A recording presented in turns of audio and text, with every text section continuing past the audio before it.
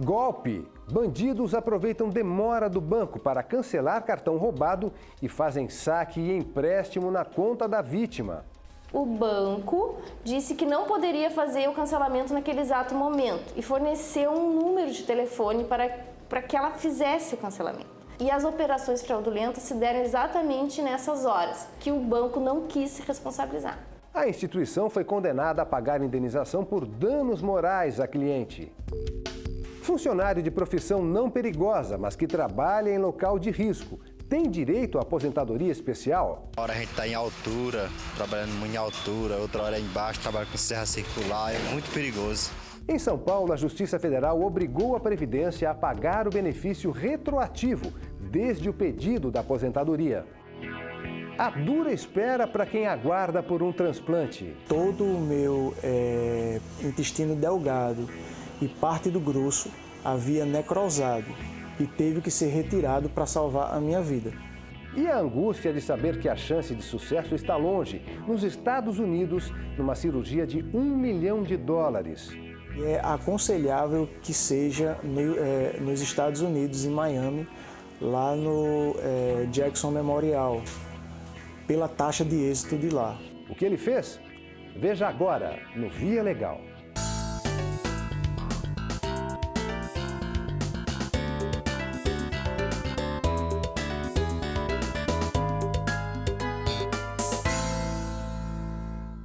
Precaução. Ter cuidado nunca é demais quando o assunto é dinheiro. E se for cartão de banco, mais ainda. No sul do país, ladrões fizeram saque e empréstimo na conta de uma senhora. Eles aproveitaram que o banco demorou para atender ao pedido de cancelamento da cliente e aplicaram o golpe. Era para ser apenas mais um passeio. Mas quando chegaram em casa, seu Daltro e Dona Lúcia foram surpreendidos por uma mensagem no celular. Veio um aviso pelo celular, uma compra de 1.200, acho que foi a primeira que apareceu. Mas tu comprou 1.200? Porque ela gastou numa loja 120. Eu digo, ainda pensei que eles tinham botado um zero a mais, né? Mas aí eu vi que não era. E não era mesmo. Dona Lúcia teve o cartão do banco roubado. No subi no ônibus, elas me empurraram, porque eu estava logo atrás da esposa, e elas ficaram entre ela e eu. Na roleta empurraram ela para um lado e para o outro, apertaram e tiraram o cartão da bolsa. No mesmo dia, seu Daltro ligou para o banco e bloqueou o cartão. Só que a funcionária cancelou o cartão dele e não o da esposa que tinha sido furtado. Erro que gerou um prejuízo de R$10 mil. Tiraram o empréstimo 1 minuto, sacaram, o empréstimo entrou na conta, sacaram até o limite. O que puderam sacar, sacaram. Esta defensora pública da União alerta. Pessoas idosas, como seu Daltro, são alvo preferido deste tipo de bandido. Geralmente as vítimas dessas fraudes, desses furtos, são pessoas idosas ou com pouco conhecimento em informática e conhecimento em geral, têm dificuldade de acesso à informação e elas acabam sendo vítimas de terceiros, seja, como eu falei, nos empréstimos feitos mediante telefone, mediante caixa eletrônico ou um simples saque numa lotérica. Aqui em Porto Alegre, uma senhora que também teve o cartão roubado entrou com ação na justiça. A mulher queria ter de volta o dinheiro sacado da conta dela e cancelar um empréstimo feito pelos ladrões. E ela conseguiu. Na sentença, o juiz federal Francisco Donizete Gomes condenou a instituição financeira a pagar uma indenização por danos materiais à autora da ação, além de cancelar o empréstimo e excluir o nome dela dos cadastros de restrição a crédito. Ele entendeu que houve falha na prestação do serviço bancário.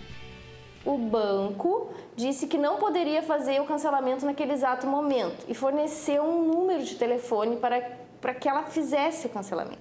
E as operações fraudulentas se deram exatamente nessas horas, que o banco não quis se responsabilizar. O juiz considera que esse período, que não se deu em 24 horas, o banco é responsável pelas operações de terceiros fraudulentas. E são justamente os serviços prestados pelas instituições financeiras que estão entre as maiores reclamações no Procon da capital gaúcha. O que o consumidor tem que ter muito cuidado é, primeiro, nunca colar a sua senha no cartão do banco, né? Ou deixar um papel junto ao cartão. Agora, a própria instituição financeira, ela tem o dever de cuidado. E esse dever de cuidado implica a instituição financeira verificar quando algo sai do padrão de consumo daquele consumidor. Então, se o consumidor habitualmente não utilizava empréstimos repetidos ou saques repetidos, a própria empresa deveria bloquear este serviço para o consumidor. Lembra do seu Dalto? Nosso entrevistado não é mais o mesmo quando vai a um caixa eletrônico. Mudou o jeito de pensar e agir. Eu achava engraçado quando as pessoas idosas botavam a mãozinha na frente do teclado para digitar a senha. Hoje eu não acho mais engraçado isso. Eu faço isso. Existem profissões que aparentemente não são perigosas, mas isso depende do lugar onde a pessoa trabalha. E quando o funcionário é exposto a alguma atividade arriscada, ele tem direito à aposentadoria especial. Só que o risco tem que ser comprovado com documentos, para evitar dor de cabeça no futuro, caso a empresa pare de funcionar. Na construção deste rodanel na região metropolitana de São Paulo, trabalham pelo menos 2.500 funcionários. Foi um lugar onde me deu oportunidade, porta aberta, né? E eu pretendo seguir em frente, sim, onde tem não só serviços gerais como eu trabalho, mas tem vários outros ramos, né, que eu posso seguir em frente, né? E esse é meu objetivo. Já deu para perceber que numa obra desse porte o barulho é constante e o trabalho pesado. O uso de equipamentos de segurança é obrigatório e ter atenção é essencial, principalmente no setor da carpintaria. Aqui o contato com materiais cortantes é maior. Uma hora a gente está em altura, trabalhando muito em altura, outra hora é embaixo, trabalhando com serra circular, é muito perigoso. Principalmente a serra, tem que ter muito cuidado. Se você der um vacilo, pode ficar sem um dedo, sem um braço. É muito fatal a serra, muito perigoso. Seu Diogo hoje é aposentado, mas foi carpinteiro durante mais de 20 anos. Com o trabalho, criou 5 filhos e construiu a própria casa. Mas naquela época, ele conta que não havia muita preocupação com segurança. Naquela época, a segurança não tinha segurança. Trabalhava meio pendurado lá nos prédios, né? Só que foi uma galha que caiu aqui, ó. Foi fratura exposta. 4 centímetros de cimento e um ferrinho no meio, dentro. Então caiu num prédio já estava pronto o prédio, 15 andares, mas aí bateu no capacete. Aí eu fiz assim, ó, assustei, né? Fiz assim, amorteceu o peso aqui, aí veio aqui, né? Quebrou meu braço. Tava com um relógio no braço, quebrou tudo, foi parar longe. Depois de 30 anos de contribuição previdenciária, o ex-carpinteiro entrou no INSS com pedido de aposentadoria. Ele esperava que o tempo em que trabalhou na construção civil fosse considerado como especial. Naquela época eles falavam que tinha que ter pelo menos, no mínimo 53 anos, né? E 35 anos de contribuição, né? Mas foi fazer as contas, não deu os 35. O Instituto alegou que a legislação não considera a função de carpinteiro uma atividade insalubre ou perigosa. Com o pedido negado, seu Diogo decidiu recorrer à justiça. O INSS praticamente não considerou nada. Ele simplesmente fez uma soma de todos os períodos de trabalho que ele tinha na carteira, né? Então, ele tinha vários vínculos empregatícios, porque na construção civil é muito comum a mudança de emprego. Então, ele simplesmente somou o tempo que o seu Diogo tinha nas anotações de carteira e deu já o parecer desfavorável à aposentadoria, né? Ele não fez uma análise mais profunda da documentação que lhe foi apresentado. O pedido de reconhecimento da atividade de carpinteiro em obras de grande porte foi acatado na primeira instância da Justiça Federal de Campinas e depois confirmado pelo Tribunal Regional Federal da Terceira Região. A decisão condenou a Previdência Social a conceder o benefício e a pagar o valor retroativo desde o pedido da aposentadoria. Embora a carpintaria não seja considerada uma atividade especial, o decreto 53.831 de 64 considera perigoso o trabalho em edifícios, barragens e pontes. Foi o que pesou na decisão. Foi aplicado um decreto de 1964 que prevê o reconhecimento como especial, e vale 40% a mais, né, no tempo de serviço, quando exercido nessas condições. É tudo mais arriscado, mais perigoso, né? Elevador, segurança, altura, acidentes, né? Então, o trabalho de carpinteiro nessa situação aí é muito mais arriscado do que trabalhar no solo com maior proteção, né? O INSS foi procurado, mas não quis se manifestar. Já seu Diogo se diz mais tranquilo agora e está cheio de planos. Agora eu vou cuidar de mim, né? Eu vou poder, porque eu trabalhei tanto, né? E daqui 30 segundos pertence a Deus. A gente não sabe quanto tempo vai durar, só Deus é que sabe, né? Já tenho quase 70 anos. Então, vai melhorar aí o final da minha vida e eu estou muito feliz.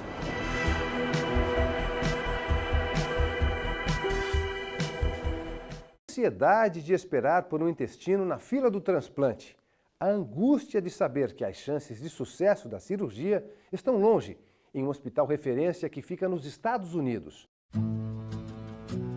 A vida de Davi mudou de um dia para o outro. Depois de um passeio com a esposa, ele voltou para casa sentindo fortes dores no estômago. E essa dor ela foi aumentando, e aí ficou muito grande. E aí eu fui direto para o hospital. Eu tomei várias doses de morfina, onde essa dor não passava de jeito nenhum. E aí foi feito vários exames. E aí, no último exame, foi visto que tinha necrosado o meu intestino. Ele sofreu uma isquemia, que acontece quando o sangue não chega a um órgão. Apesar de ser raro, a suspeita é de que uma cirurgia bariátrica feita há 3 anos tenha provocado o problema. E aí nisso foi feita uma cirurgia, onde viu que todo o meu intestino delgado e parte do grosso havia necrosado e teve que ser retirado para salvar a minha vida. Desde então, Davi não pode mais trabalhar e passa a maior parte do tempo sentado no sofá de casa. Ele precisa de acompanhamento médico 24 horas por dia e só se alimenta através desta máquina, que não para. Ela fornece a alimentação parenteral, com os nutrientes necessários para a sobrevivência dele. Só um transplante de intestino poderia fazer a vida de Davi voltar ao normal. É aconselhável que seja nos Estados Unidos, em Miami, lá no Jackson Memorial, pela taxa de êxito de lá. Aqui no Brasil, dados reais, né, que temos, foram feitas 6 vezes em São Paulo. Esses 6 casos, eles só tiveram uma sobrevida após o transplante de 6 meses. Em Miami, no meu caso, que é só intestino isolado, a taxa de êxito é de 100%. A cirurgia custa $1 milhão, mais de 3 milhões de reais. Sem condições de arcar com a despesa, Davi decidiu entrar na justiça para que a União pague o transplante de intestino e todo o tratamento nos Estados Unidos. Na 12ª Vara da Justiça Federal em Pernambuco, a resposta foi positiva. Uma liminar determinou que a União cubra as despesas médicas e hospitalares, a nutrição, medicamentos, instalação e alojamento durante o tempo que for recomendado pelos médicos norte-americanos. A União recorreu ao Tribunal Regional Federal da 5ª Região. No entendimento do desembargador Hélio Siqueira, é necessário que Davi primeiro passe por perícia médica feita por uma equipe especializada e credenciada ao Ministério da Saúde. O procedimento será autorizado dependendo do resultado dessa avaliação. Esse não é o primeiro caso de um pernambucano que entrou na justiça contra a União para conseguir um transplante de intestino no mesmo hospital nos Estados Unidos. Um jovem de 18 anos perdeu 90% do intestino em 2015 depois de uma cirurgia de apêndice. Ele também pediu judicialmente para fazer a operação fora do Brasil. Na primeira instância, a cirurgia foi autorizada e mais. A Justiça determinou o pagamento da viagem e da estadia dos pais do jovem, mas a União recorreu, pediu que a operação fosse realizada no Brasil e que o município de Vitória de Santo Antão, onde o jovem estava internado, e o estado de Pernambuco arcassem com parte dos custos. Porque era um procedimento que não é previsto, né, na lista do SUS, e existem hospitais no Brasil que já realizam esse tipo de transplante. Então a gente pediu que ele fosse avaliado por equipes de especialistas no Brasil, mas isso foi indeferido. E solicitamos ainda que o estado de Pernambuco e o município de Vitória de Santo Antão fossem incluídos no polo passivo da demanda. A vida não tem preço, mas a gente defende a universalidade do Sistema Único de Saúde. E aí o SUS tem que fazer escolhas, e as escolhas do SUS são baseadas em protocolos clínicos, na medicina baseada em evidência, né, na medicação que dê o melhor custo-benefício. Para quê? Para que a maior parte da população possa ser atendida. Os desembargadores decidiram manter a realização da cirurgia nos Estados Unidos. Entenderam que a União deve ser a única responsável pelos custos, mas não autorizaram o pagamento do transporte e do alojamento da família do rapaz em Miami.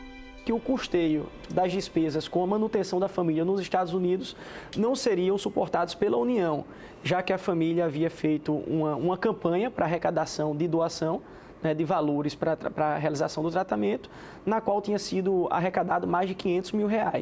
Né? Então se determinou que as despesas com a manutenção da família nos Estados Unidos seriam suportadas com esses valores arrecadados pela própria família através de doações. Davi também está fazendo uma campanha nas redes sociais para ajudar com os gastos que não serão cobertos pela União. Esse dinheiro vai ser usado para que eu mantenha a minha família lá nos Estados Unidos, porque o tempo que eu vou ficar lá é de 1 ano e meio a 2 anos. E aí, como é um tempo longo e as coisas lá não são baratas, é que eu vou usar esse dinheiro da campanha para que eu mantenha. Para quem luta dia após dia pela sobrevivência, esperar é uma angústia. A força vem da expectativa de voltar a ter em breve uma rotina simples e comum. Eu quero estar no meu trabalho, se Deus quiser, fazendo o que eu gosto, e eu espero também estar todos os finais de semana passeando com minha família, com a minha filha, que ela sente muita falta disso. E eu penso isso, e tá muito feliz e vida normal.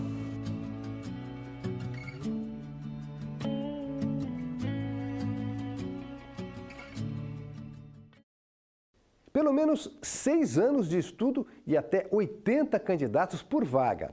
Quem sonha em ser médico no Brasil tem que se preparar para gastar bastante ou estudar muito para passar em uma universidade pública. Outra alternativa é sair do país e fazer um curso em alguma faculdade estrangeira. Mas aí o profissional vai enfrentar uma outra batalha quando voltar ao Brasil: revalidar o diploma.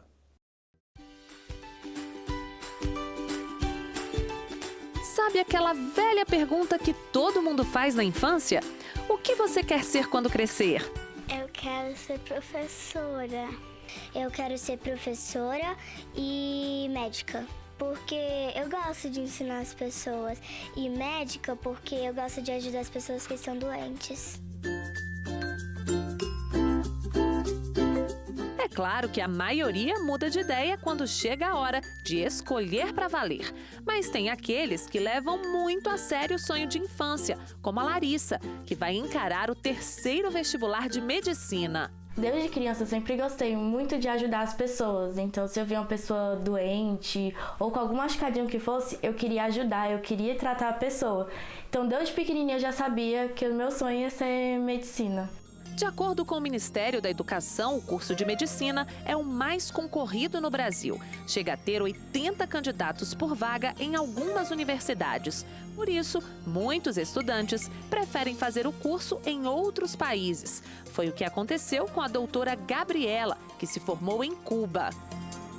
Eu fui para lá no ano 2000, eu tinha 18 anos, né? E fiz 6 anos de formação. Voltei no meio para o final do ano de 2016. Ela conseguiu realizar o sonho de se formar, mas por pouco o esforço não foi por água abaixo. Na hora de colocar em prática aqui no Brasil o que aprendeu lá fora, Gabriela não imaginava que seria tão difícil revalidar o diploma nas universidades brasileiras. Só assim poderia exercer a profissão. Então você pensa assim, você acaba de chegar com um diploma que não tem validade no seu país, você não pode trabalhar. E quem faz medicina, só faz medicina. Não é como a administração que você tem um leque de atividades que você pode atuar, né, em diversas áreas. Não, médico é médico, né? Não tem como você atuar numa área sem o CRM. Uma médica brasileira que se formou na Bolívia passou pelo mesmo problema. A Universidade do Maranhão não revalidou o diploma dela e apontou várias falhas nos documentos apresentados. Entre elas, carga horária inferior, ausência de disciplina e falta de informações. A universidade alegou também que mudou o currículo desde 2007, quando deixou de oferecer disciplinas isoladas aos alunos e passou a utilizar o sistema de módulos. Com a resposta negativa, a médica entrou com o pedido na Justiça, que determinou a revalidação. A instituição recorreu ao Tribunal Regional Federal da Primeira Região, alegando que não era obrigada a oferecer disciplinas complementares e que tem autonomia para definir os cursos e quando abre a revalidação de diplomas estrangeiros. Mas não foi o que entendeu o juiz convocado pelo tribunal, Roberto Carlos de Oliveira. Para ele, a universidade não pode negar o pedido de revalidação sem antes submeter o profissional à realização de provas ou de estudos complementares, como explica este advogado especialista em educação. A nossa legislação, então, ela determina que ela seja revalidada por uma instituição pública de ensino. Então, as universidades públicas no Brasil, elas têm essa responsabilidade, essa atribuição de poder revalidar esses diplomas com base na própria Lei de Diretriz de Base da Educação, a nossa LDB, também juntamente com as nossas resoluções do Conselho Nacional de Educação. Também é possível revalidar o diploma por meio do Revalida Nacional, uma prova aplicada uma vez ao ano pelo Ministério da Educação, como esclarece o advogado da Associação Médica Brasileira. O Revalida Nacional, que para a AMB é a forma mais adequada, porque ele equaliza a prova no Brasil inteiro, e existe o Revalida Local, que é praticado pelas universidades. Mesmo assim, o advogado faz um alerta para quem escolhe cursar medicina fora do Brasil. É muito arriscado e é uma aventura muito sofrida. A gente acompanha a situação desses estudantes, eles passam 5, 6 anos longe de casa, numa vida difícil e dura, depois eles voltam para o Brasil, eles entram nessas batalhas jurídicas visando a revalidação do diploma e batalhas que podem levar décadas. Por isso, a prioridade da estudante Larissa é fazer medicina aqui mesmo no Brasil. Que o que eu realmente quero é medicina. Eu sempre quis. Eu não vou desistir.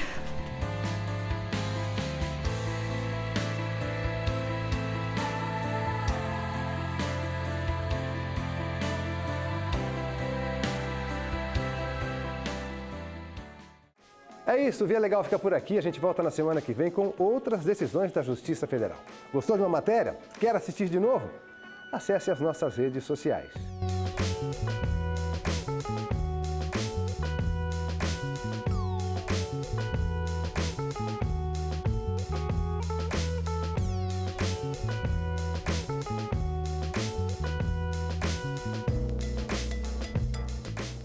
Curta, comente, compartilhe. Tchau!